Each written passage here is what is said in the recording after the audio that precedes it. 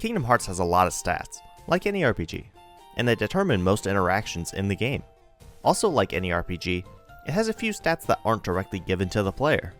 Some of them you can beat the game without even noticing, and others are sort of hinted at. Like the length of the keyblade you're using. Just scrolling through the menu, you can see some of them are longer than others, and a handful of keyblades do mention having longer short reach in their description. But does that actually affect your attacks? Yes it does. Having a longer keyblade can give your attacks more range and make it easier to land hits. There isn't an exact stat given to their sizes, but the Kingdom Hearts 1 Ultimania splits them up into 3 categories: short, medium, and long, with these keyblades in each category. Some of the keyblades in each category look like they're slightly different lengths, like how Ultimate Weapon feels like it's the longest to me.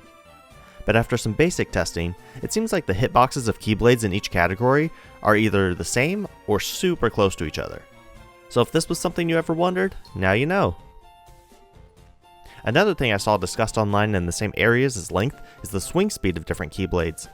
There was an idea that short keyblades were faster than longer ones, so I did some basic testing for this as well, and it seems like they all have the same animation speeds for a regular combo, so I couldn't personally confirm this being a keyblade stat.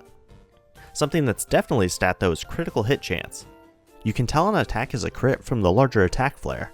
Similar to length, this is mentioned in some descriptions, but you're never given the hard numbers. Like, what even is a critical hit in this game? Is it like Pokemon in Final Fantasy where you randomly get bigger damage from an attack? Sort of. Critical hits in this game have increased knockback and a better chance to stagger the enemy. Along with that, it can do increased damage depending on the keyblade equipped. Here's every keyblade sorted by its critical hit chance. These are the final mix odds, since Olympia and Fairy Harp actually got nerfed by 10% from the original release. Unlike other RPGs where every attack can be a crit, there's only a few attacks in this game that can critically strike. In a basic combo, only the finisher can crit. There are some combo modifiers though that can be critical hits, like Slapshot. To fit in with the Kingdom Hearts numbers, the 7th and 13th hit of Ars Arcanum can also be crits. The ability Critical Plus also affects this critical hit chance.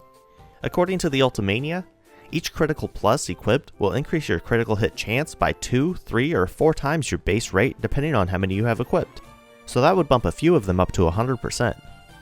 The amount of damage a crit does is also a stat dependent on the keyblade that you have equipped, but there's only 6 keyblades that actually do extra damage. These keyblades are Wishing Star, Fairy Harp, Olympia, Oblivion, and Ultimate Weapon with the bonus of 2. Then One Winged Angel comes in with a crazy bonus of 16. These values are the increased strength a critical hit will gain.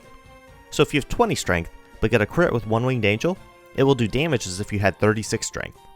Again, these are the final mix values. In the original release, the first 5 keyblades with the bonus of 2 actually had a boost of 4, but this was nerfed for some reason.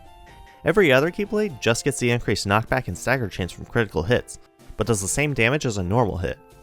There's another thing I wanted to mention that I think will fit here, and that's the soft cap to stats in KH1. Most Kingdom Hearts games have this to some extent, but stats have sort of a ceiling of effectiveness, where once your stat reaches that value, increasing it more won't actually do anything. For Kingdom Hearts 1, your strength and defense cap out at 55 in all cases except for the fight with Sephiroth and Unknown, where it actually goes up to 61.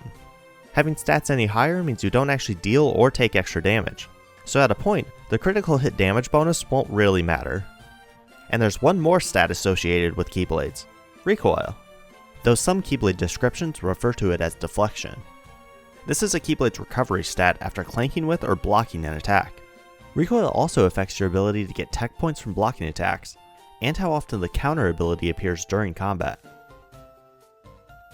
And here's each keyblade's stat for this. For some reason, they made the only values 1, 30, 60, and 90. Every enemy attack also has a recoil stat associated with it, and if your equipped keyblade's recoil is less than their attack, it will cause more recovery time after you clash. The difference in recovery is around 1/3 of a second.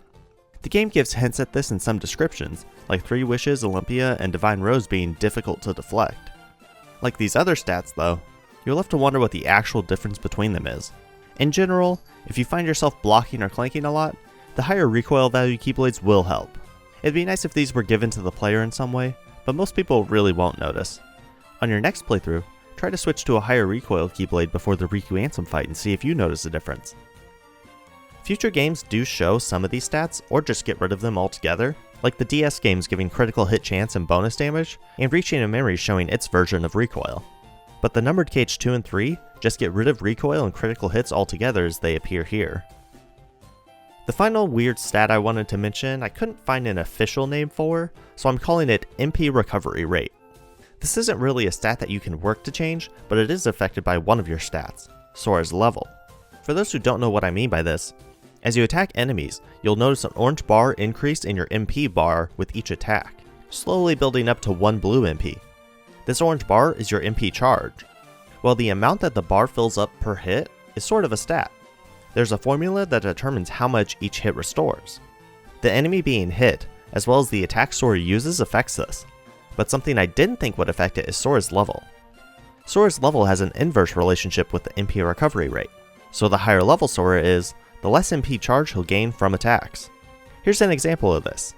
A level 99 Sora does a 3-hit combo on Big Ansem and gains this small sliver of MP charge. But at level 1, he gains MP charge the length of 1 MP. If you've beaten the game at level 1, you've probably already noticed this, but on a normal playthrough, this is something you probably wouldn't even think about, aside from wondering what the orange bar even was. Actually, most of these things you probably wouldn't notice, even beating everything in the game. And really, it's not necessary to know them. The game has depth even without explicitly giving all of these hidden stats. But it's interesting to see what's actually happening and learn about this old game. Seems like there's always more to find in KH1. Let me know if there's something else I didn't mention that you know about. And thanks for watching.